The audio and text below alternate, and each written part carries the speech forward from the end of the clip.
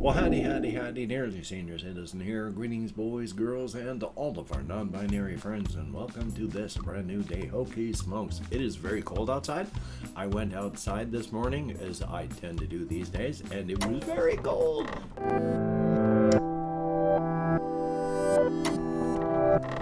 That's why I'm wearing the long sleeve shirt. Thumbs up for that. Still, though, I slept not great, but at least I slept a little bit. That part's good, and I tried to do as much as I could yesterday, but oh boy, it was a not very good day for executive function. Plus, just general mood and being sad and melancholy and my ADHD out of control. Thumbs up for that. Still though, I'm alive, and it's a good thing you are too if you're watching this. And front-loading of videos. Hey, if you could toss me a like, that'd be awesome. If you could subscribe to the channel, that'd be very cool. If you could leave me a comment, that'd be double plus good. And I would like to thank each and every one of my Patreon patrons. These are literally beautiful and literally awesome people who are, in fact, literally beautiful. I can speak English. And literally awesome. Help to keep me and my aging pet alive.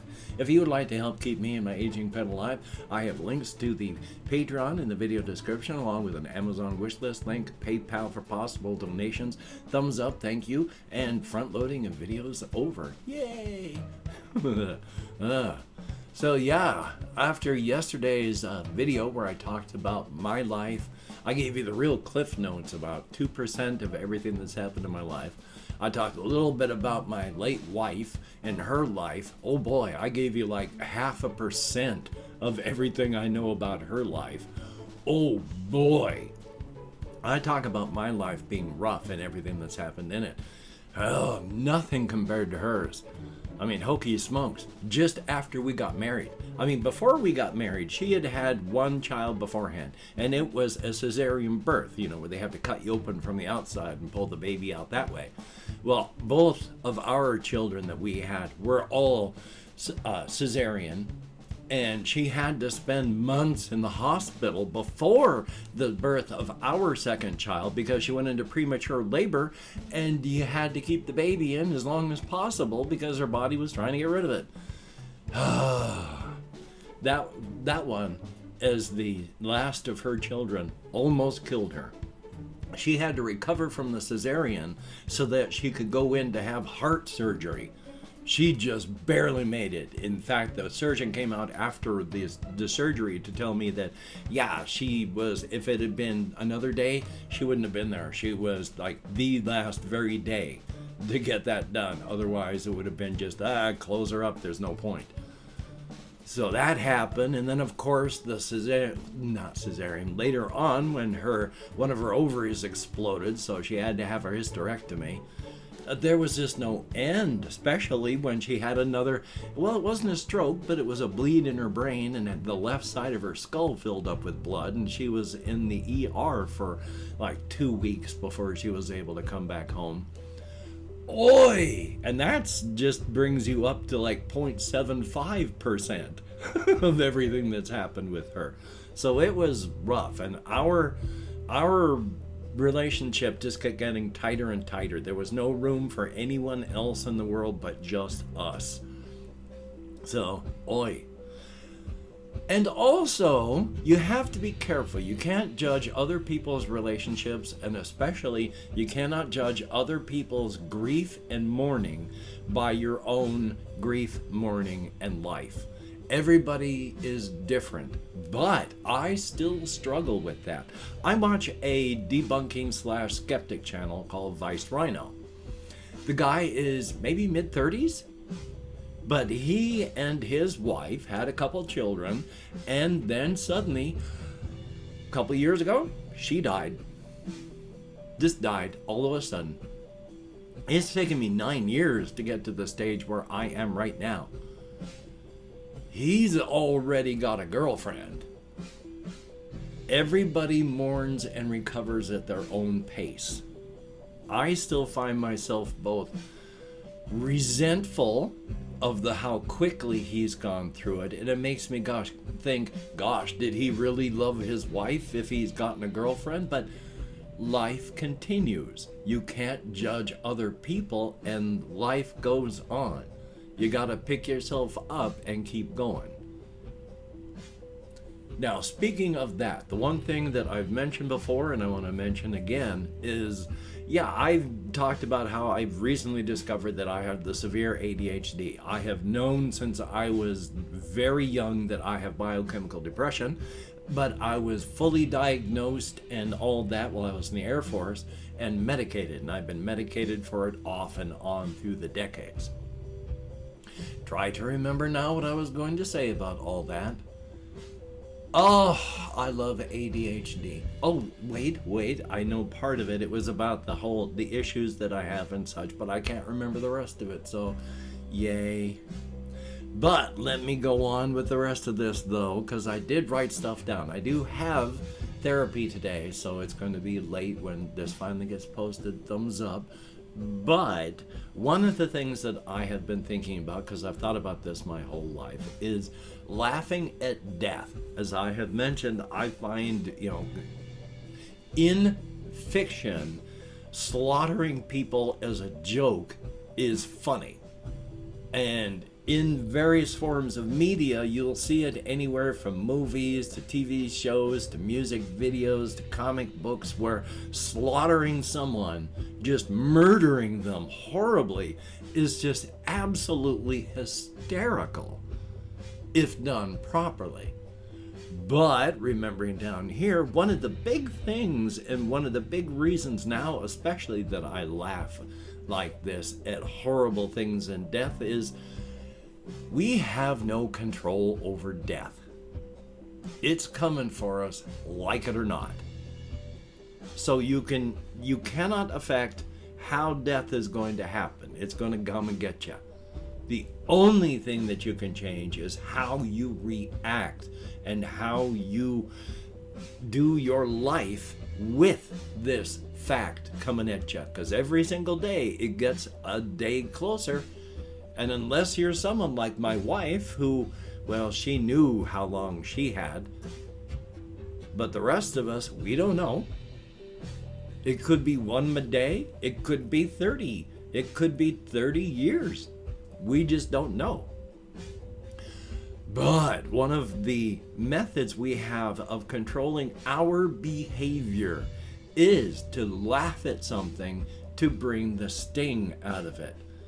As much as I do not like J.K. Rowling, one of the things that they did in one of the Harry Potter movies and in the Harry Potter books is when they're trying to teach the kids, here's a scary thing, make it ridiculous so you can laugh at it, because if you laugh at it, you take the fear out of it.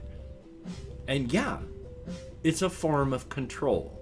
You cannot control death, but if you laugh at death, that tiny bit of control allows you to control how you deal with death.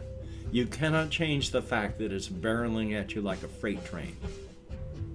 But if you can take some of the sting out of it, some of the fear out of it by laughter, yeah, that's thoroughly, thoroughly healthy. Definitely a thumbs up on that. One of the big reasons, especially now, that I use death so much as humor. I mean, I always have, but now with my own mortality racing at me like a freight train, yeah, I'm leaning into that. So, thumbs up. But let me see what else I saw. Yes, here is something. I really like the movie Dr. Strangelove, or How I Learned to Stop Worrying and Love the Bomb. It's an ancient movie. It came out like 1964, 2 years after I was born, and I just turned 60. But I have watched so many reaction channels of young people who go into this thing saying it was recommended and I don't think I'm going to get it. I don't think I'm going to understand it. The jokes are going to go over my head. This is old. But they go into it going, I'm going to try. I just don't know. And they end up at the end of it going, oh my God, this thing was powerful and it was funny as hell. Yes, there were cultural references I missed, and I didn't live through the Cold War, so I don't understand a lot of those references. But that's like 5%, 10% of it, maximum. And they just were laughing hysterically at the rest of it. Yeah, it's a movie that holds up. If you have not seen Dr. Strangelove, see Dr. Strangelove. It is a good flick that holds up. Again, you're going to see cultural differences. I mean, we're entering into a new Cold War. I watched this guy, Bull, the Fifth Column. He talks about how we're entering into a new near-peer contest, which is a new Cold War. We used to be, Russia was part of it. Russia, China, the US. Russia sort of took itself out of the major power department. They're a power. They're no longer a major power. Putin screwed the pooch hard on this one. But with China, we're in a new Cold War, near-peer confrontation. It's not going to be actual outright war, but we're flexing our muscles, and they're flexing their muscles. So joy, but back to, it's all still the Doctor Strangelove thing, right? Yes, because we're going into a Cold War type situation. It's similar to, but different from. History doesn't repeat, but it does rhyme. So we've got this. But still, the jokes are funny and hold up. And especially there is lowbrow, crude humor in the midst of all this. The president's name in the movie, otherwise serious, is President Merkin Muffley. Well, both of those things, Merkin is a pubic wig that if you lost all your hair down there, you'd wrap a thing around your waist and it was a wig, a merkin. And Muffley, I think we've all probably heard the term muff. So that's exactly what he was referring to with the president. Thumbs up for that. But the character of Dr. Strangelove, the one movie I watched, because at the very end, there's this character, Dr. Strangelove, who was not in the book the movie was adapted from, having all sorts of problems with the right hand, who is one of the bad people from World War II, and having to fight with this and calling his president Mein Führer and things like that. And at the very end, there is very little music in the movie. But the very end of the music shows the end of the world.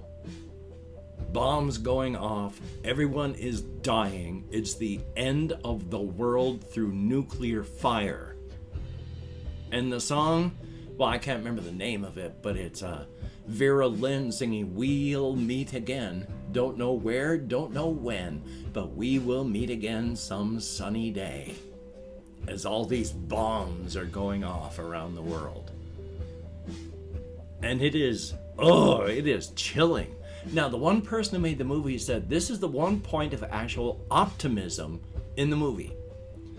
Because Stanley Kubrick filmed this as if it was a thoroughly straight, dramatic thing. But it wasn't. And so you've got no music through most of it. And when you do hear music, it's generally cynical. And everyone is just cynical. Even when there's optimism, it is the optimism of people who are frightened, who are scared, who are lying to themselves or others. And the only time that there's any form of optimism is at the very end, when, for the very first time, one of the characters, Dr. Strangelove, gets up out of his wheelchair and is shot dead center in the frame. Usually everyone has been off center. He's fully lit up with no dark shadows on him. So it's a moment of, he's almost shining, and he yells out after he's gotten up out of his chair, "Mein Führer, I can walk!" So it's a point of optimism that you see him do this, and then the bombs go off and the Vera Lynn song. He sees it as a point of optimism. I see it as just totally mocking. Because, yeah, there's Dr. Strangelove getting up, and there's hope. And then there's nothing but nuclear fire, fallout, and death. As that song, "We'll Meet Again," plays, I don't see it as optimistic at all. At all. It is just incredibly dark. So, see the movie. Definitely. What else do I have on my list? Not really a whole lot. But I will talk about one thing I have mentioned before, and I'll mention it again periodically, that I am someone who enjoys soft vor in any kind of media, whether it be still pictures, morphs, movies, just reading about it in text, comic book stuff, as long as someone is being eaten. And not just being eaten, being swallowed whole and is going to be digested alive. I think that's very, very good. 2 pictures that I've seen of late that actually in my mind qualify as art. One of them is just mostly a picture of a sofa, and then off the end of the sofa there's a snake head, and out of the snake head there's just two hands of someone who's been swallowed, all but their hands. It's like art. It's beautiful. And the other picture is a silly one. It looks realistic in a cartoony way, but it's a raptor leaning on a bed, like a Jurassic Park raptor. But it's leaning back on a bed in such a way that, raptors don't do that. It's holding on to its tummy and it's just laying back on the bed, just lounging. But there's just 2 human legs sticking out of its mouth, the rest of the person down its throat, and it's just slowly swallowing them. And they're not fighting, because why would you? So, yeah, that's a good picture too. And I just thought I'd talk about that. And I'm going to open up. No, I have opened up. I have opened up 24 hours worth of comments in my community tab. I'm going to go through and thank however many people have left me comments in the past 24 hours. If I mispronounce a username, no disrespect is intended. And even though I can't American Sign Language, oh my God, American Sign Language. You seen how my brain works. We have Jesse Koskinen, thumbs up, thank you, and good to see you in the comments. We have Chris. I enjoy Minecraft to no end. Even when I'm terrified, I'm having a great time, so thumbs up. Shinra, I'll probably forget the diamond is there, but I'll hopefully won't. JAYY, greatly appreciated and good to see you. We have Jesus Oropeza. Oropeza. I bet I'm nowhere close, but thank you very much. Greatly appreciated. Let's Raid Games. Thumbs up and thank you. Ginger. Thumbs up. Thank you very, very much. There's One Lifetime. Greatly appreciated. Flora Mew. Thumbs up and always good to see you in the comments. And I read every comment. I am not able to comment back on every comment, but I do read every single one.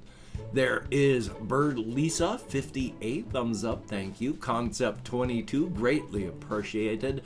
RJ Mitchell, always good to see you in the comments. And I should have read out the last thing you wrote about the concert that you had, or presentation you did, but I'll have to do that like tomorrow. But still, 12 people left me comments in the past 24 hours. Greatly appreciated. Get me out of my head, into the world, and dealing with real people. Definitely a thumbs up. Well, Hokey Smoke says, stated I have therapy today, so, and so hopefully I'll be able to get some recording done. If not, I still got half a video to edit and render, so thumbs up on that. Hopefully you can get done the things that you want to get done, but if you can't, remember, don't beat yourself up. It's not going to make you do it any better next time. You're just punishing yourself for no good reason. And of course, if people are getting sick where you are, please just take appropriate precautions. If people were getting hurt where you are, again, take appropriate precautions. A very good idea. And if you're out walking and you hear the mournful howl of the bus horn, the bus with your name on it, I mean, at least you can be reassured that when they do find your corpse, they will be properly horrified at the mangled mess they find. So, until we meet again, you take care. Have a great day today. I will see you on the flip side, and that is indeed a very good thing.